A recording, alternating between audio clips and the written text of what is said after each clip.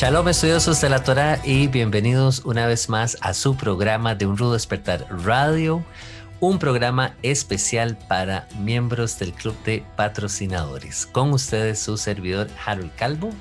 Me acompaña nuestro hermano Etzvi Ben Daniel y nuestro hermano Miguel Forero.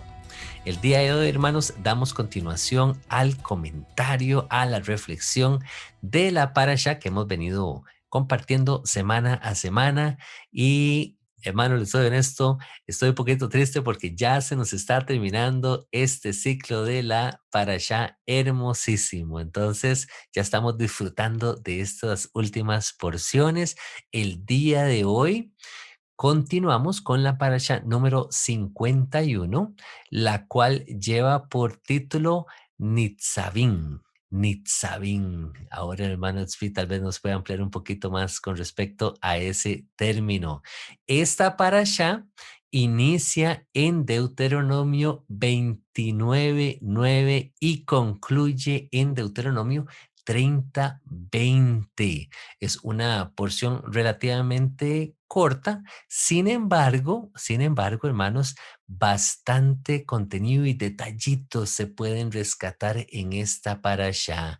Entre esos detalles que vamos a estar compartiendo, se encuentran ciertas condiciones que se nos mencionan para relacionados a la restauración y a la bendición. Y también en esta parasha, pues nos encontramos, digo yo, con la clave del éxito en la Torá, justamente iniciando, guardando y poniendo por obra los mandamientos de Jehová, es que entonces prosperaremos en todo lo que hagamos. Hermano Miguel, hermano Etzvi, shalom, shalom, bienvenidos, qué bendición poder compartir esta porción con ustedes. Hola, ¿qué tal Harold, Miguel y a los que nos están escuchando? Un abrazo grande. El nombre de la parashá, Nitzavim, hay que poner atención ahí con la M al final, a veces en español sale como N, Nitzavim, que es una palabra interesante porque no tiene una traducción directa al español. De hecho, y primero también quería decir el detalle, yo lo tengo en hebreo en el versículo 9, ¿okay? En español es el versículo 10 del capítulo 29. Dice, vosotros todos estáis hoy en presencia de Jehová vuestro Dios. En hebreo dice, vosotros están nitzavim, hoy todos vosotros frente a la presencia de Jehová vuestro Elohim. ¿Okay? Entonces esa palabra nitzavim no aparece necesariamente con una traducción directa, es una palabra que aparece otras veces en las escrituras, significa estar parado enfrente de alguien, pero no es una traducción, o sea, muy ambigua de esa manera. Estando firmes, tengo yo por aquí, estoy estando Firmes como también, firmes. sí, Okay. exacto, estar parado de manera firme, pues se habla también de cuando se pone una placa, un recordatorio, es una matzevá, que está relacionada con esta raíz, y esto me viene ahora justamente a la mente. Hay algunos midrashim también que hablan de que los ángeles, ciertos ángeles, estaban nitzavim frente a algún personaje bíblico, y bueno, ese es el nombre de la parashá. Y lo que más me llama la atención del comienzo de la misma es que detalla distintas categorías de personas que comprenden todo el pueblo de Israel. ¿Okay? Porque a veces muchos dicen y muchos piensan en la sociedad patriarcal, o sea, no entre comillas, realmente patriarcal del Medio Oriente antiguo. El hombre era el centro de esa sociedad. Muchas cosas, vemos mandamientos, obligaciones, son para los hombres, no necesariamente para las mujeres o los niños, pero en esta porción de la Torá dice por nombre, o sea, vuestras mujeres, ¿okay? y vuestros niños. ¿Okay? Entonces, para todos esto, habla de las cabezas de las tribus, los ancianos, los oficiales, todos los varones, ¿okay? Los niños, las mujeres, los extranjeros, también muy importante esto. Tal vez podemos hablar en un ratito acerca de eso. Desde el que corta tu leña hasta el que saca el agua, para que entres en el pacto de Jehová tu Dios, ¿okay? Para confirmarte como pueblo, que Él sea para ti un Dios de la manera que Él te ha dicho, como le juró a tus padres Abraham, Isaac y Jacob. Y me gustaría escuchar qué piensan de esto, pero además, como si no fuese suficiente, detallando cada una de estas categorías de personas, dice, no solamente con vosotros hago yo este pacto y este juramento, ¿okay? Ni siquiera con todos los que estaban ahí, que ya era 100% de las personas que estaban ahí en ese momento. Y no es solo con ellos, sino también con los que están aquí presentes hoy con nosotros y con los que no están aquí hoy con nosotros. La pregunta sería, ¿de quién está hablando? ¿Sí? O sea, hay mucha gente que no está con ellos porque murió en el desierto. Ese es el contexto inmediato. ¿Okay? Pero se puede hacer un pacto con los que no están ahí para hacer el pacto, aunque muchos de ellos también confirmaron el pacto cuando estaban en el monte Sinaí, porque ese fue el momento en que se estableció el pacto. Pero ahora vemos como Moisés estaba haciendo el recuento de toda la ley. Tenemos Deuteronomio, la segunda ley, que es básicamente donde Moisés ya expande en todos los mandamientos y todos los detalles que Israel va a tener que observar, esa primera constitución, antes incluso de que se entre a la tierra, no derogada por ningún rey, ni ningún gobernante elegido de manera democrática, ni dictador, ni por el pueblo mismo, sino por Dios.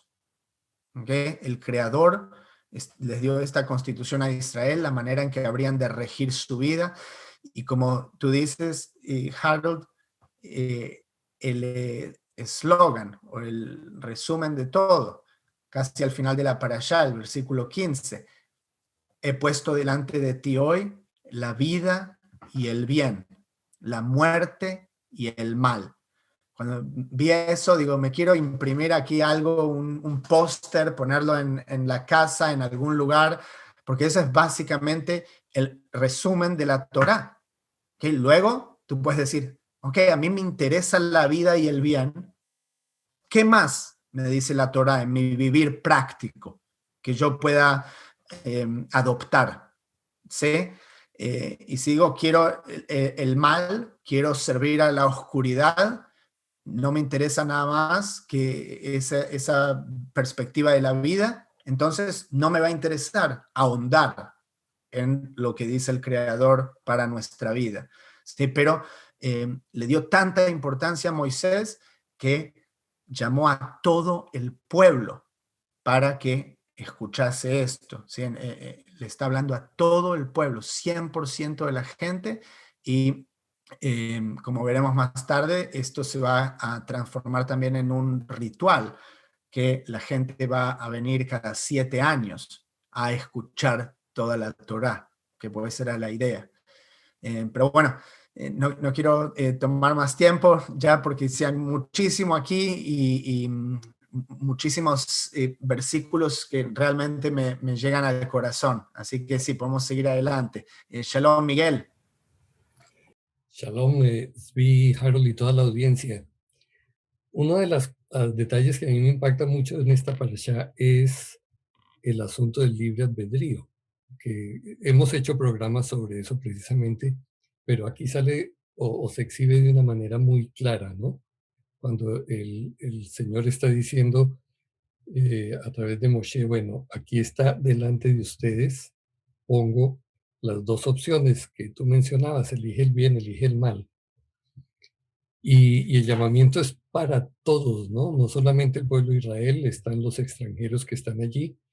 La opción sigue estando abierta para todos nosotros y una manera de interpretarlo es cuando decías tú a quiénes se refieren los que no están aquí.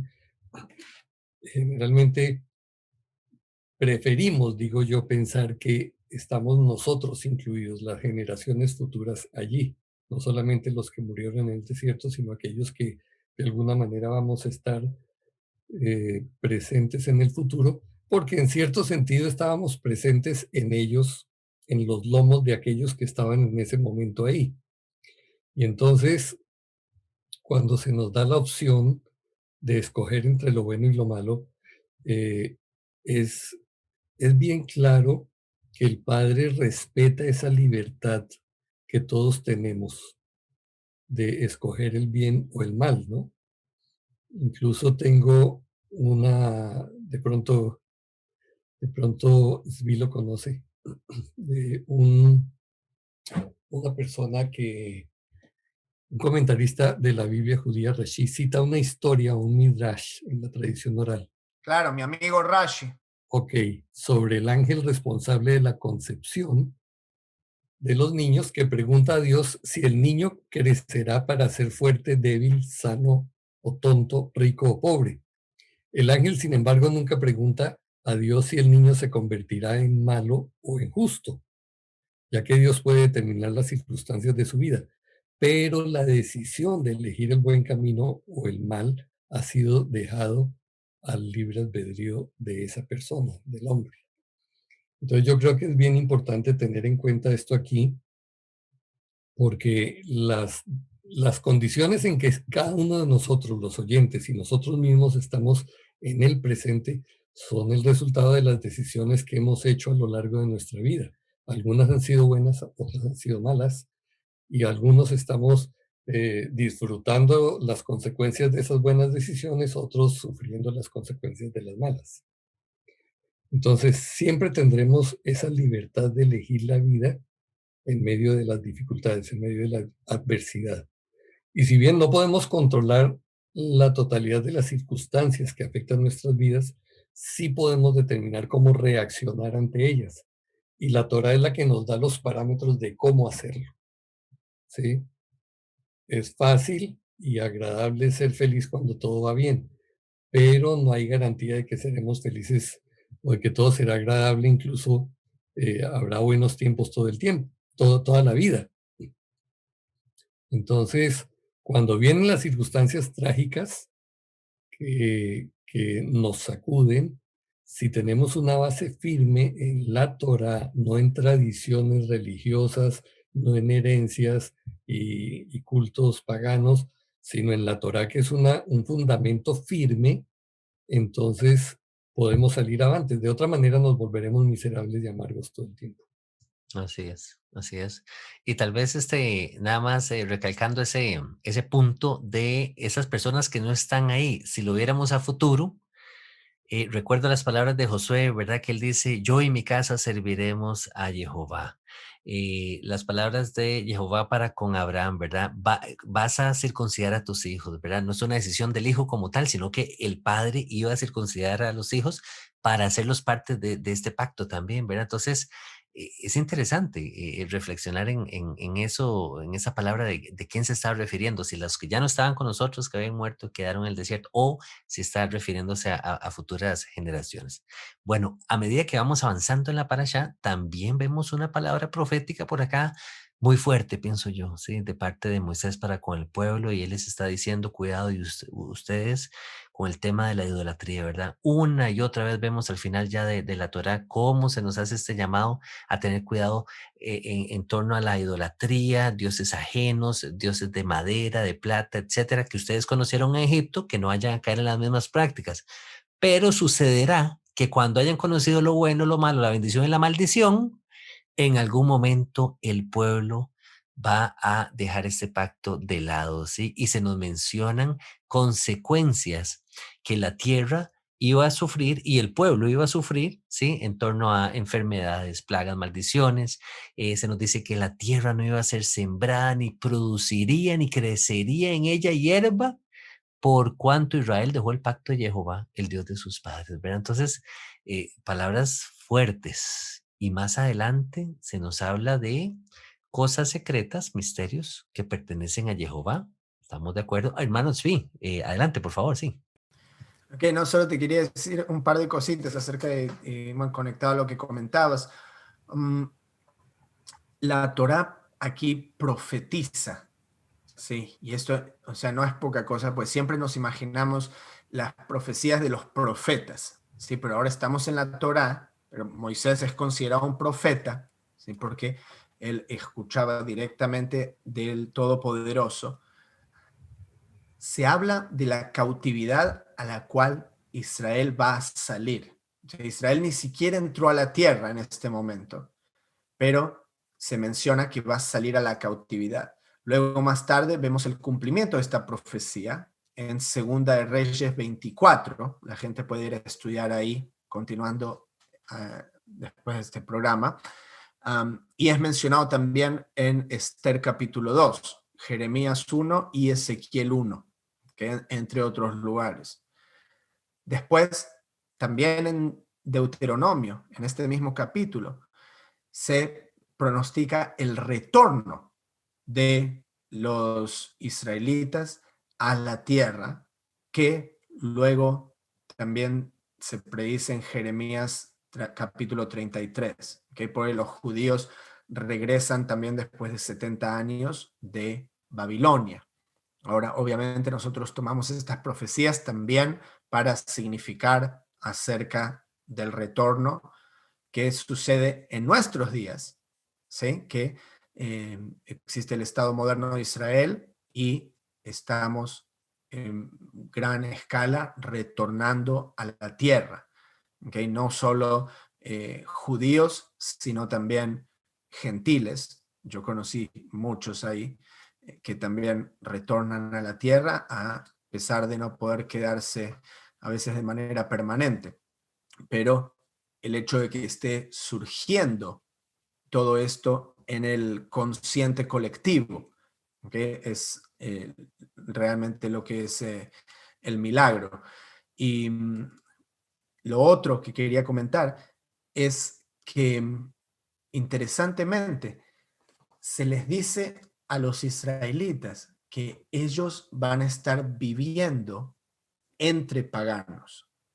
¿Okay? Sabemos que también tenían la misión, ¿sí? Del genocidio, para ponerlo en, qué sé yo, para darle a la gente algo que pensar, pero realmente es algo así. Lo que tienen que hacer, por qué razón, es otra cosa, y si estaban cumpliendo la voluntad de Dios, obviamente, de acuerdo a la Torá, sí creemos eso. Tienen que eliminar a ciertas tribus que vivían en la tierra, pero de todas maneras se les es dicho que ellos van a vivir entre paganos.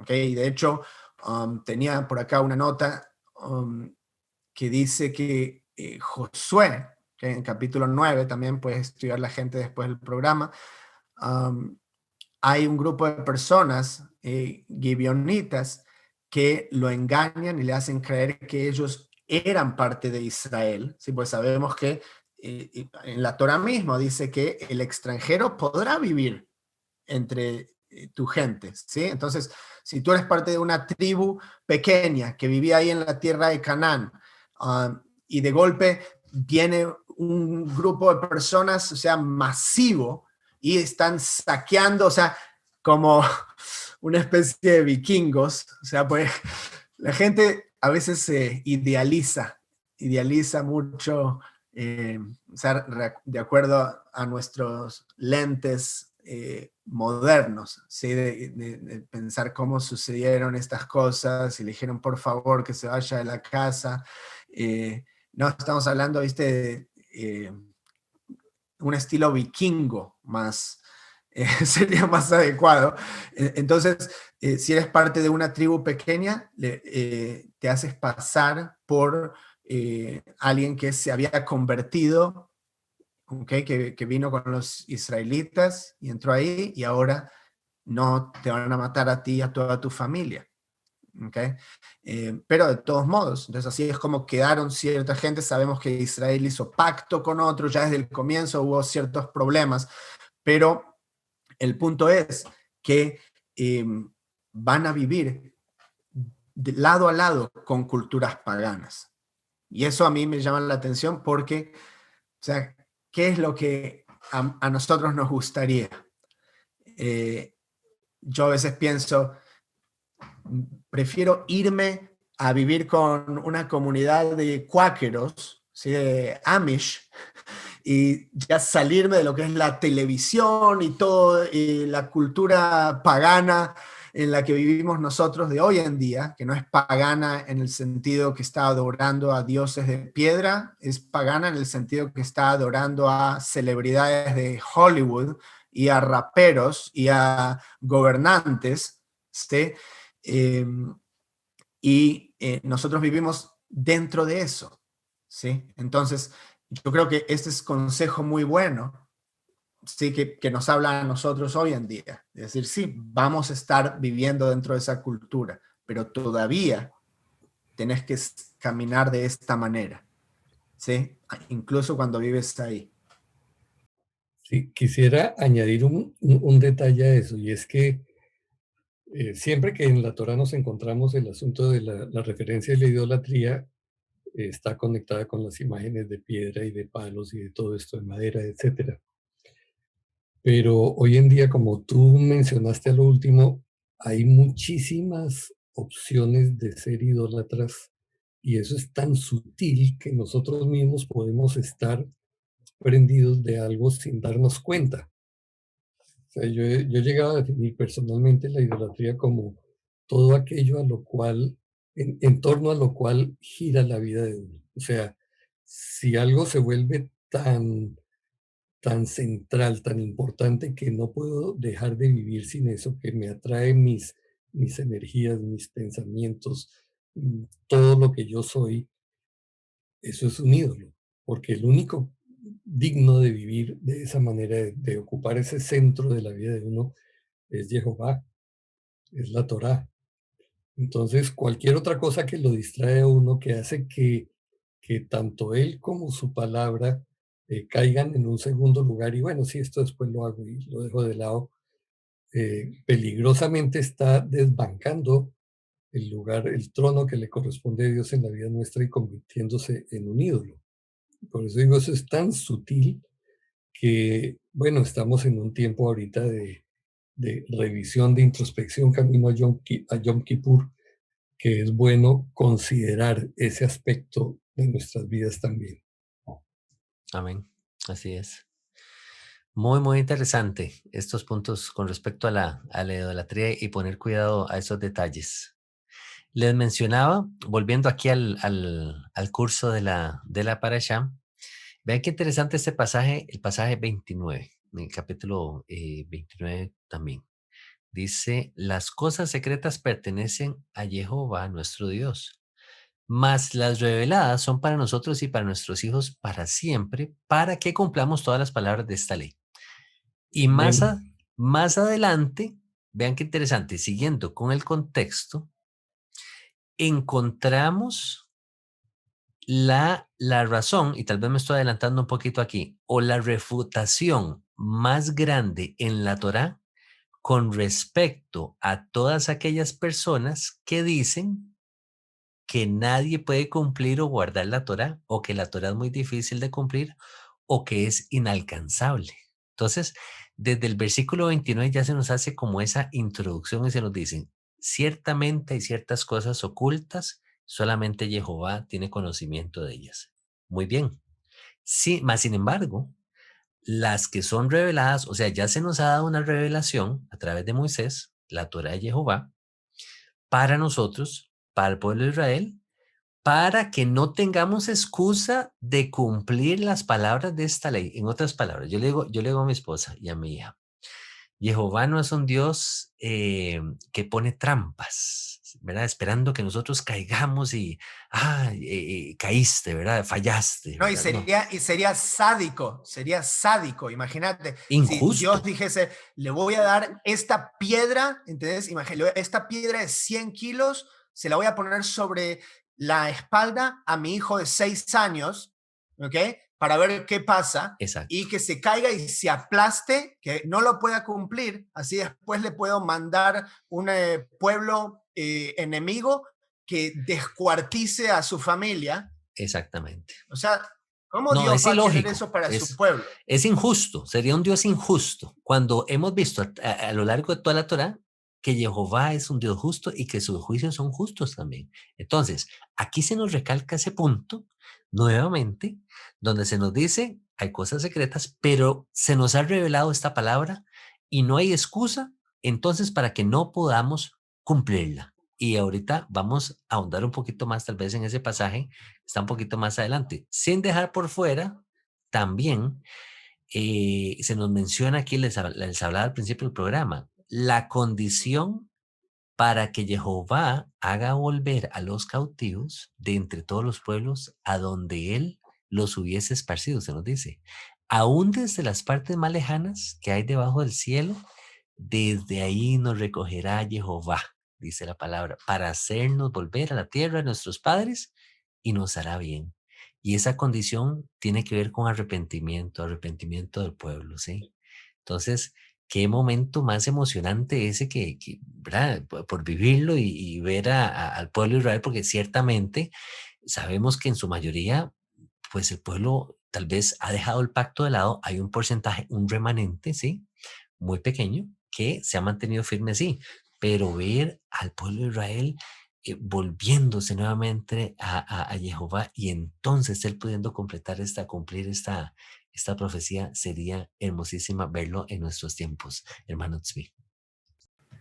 Sí, no, realmente me encantan estos versos y es como que cuando uno los lee, está vivo, ¿sí? Pues te habla a tu corazón directamente.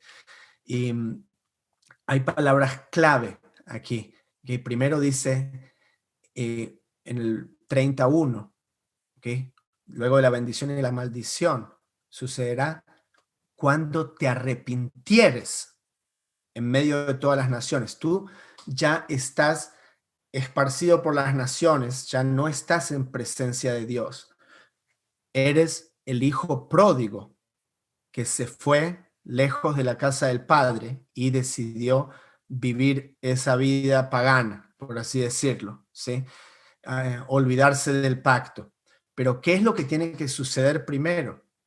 Dios no te va a ir a buscar a vos por razón del libre albedrío, ¿okay? Como decía Miguel.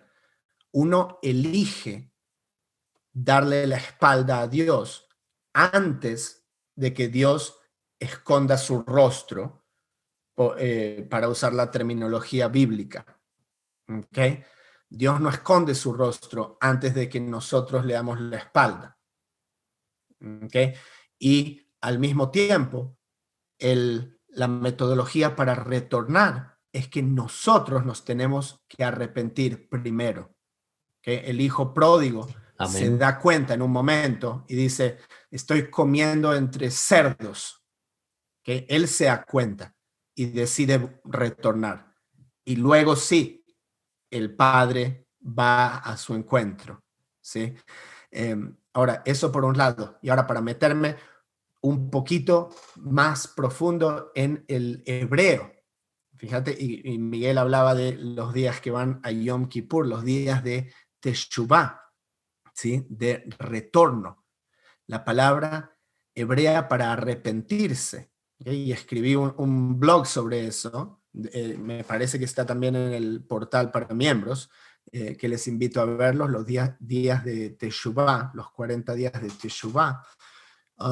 La palabra para arrepentirse en hebreo es la misma que hacer teshuvah, que significa retornar. ¿Okay? No existe la palabra arrepentirse como existe en el español, que tiene otro significado, viene del latín. Pero la palabra Shabbat, justamente, está conectada con teshuvah. ¿Okay? Y Hermoso acá eso, la que aparece es primero el verbo shavta, ¿okay? En el 31 y en el 32 ve shavta y te convertirás a Jehová tu Dios, dice en Reina Valera, te convertirás. Imagínate la conversión que se habla hoy en día, ¿sí? Convertirse. En realidad en hebreo es simplemente retornar.